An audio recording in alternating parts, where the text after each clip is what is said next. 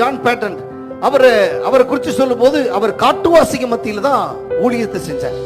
காட்டுவாசிகள் மத்தியில ஊழியம் செய்யறது சொன்னா சாதாரண விஷயம் இல்லை. நம்ம பேசுறது புரியாது, அவன் என்ன நினைக்கிறானோ அதுதான் என்ன செய்வான்.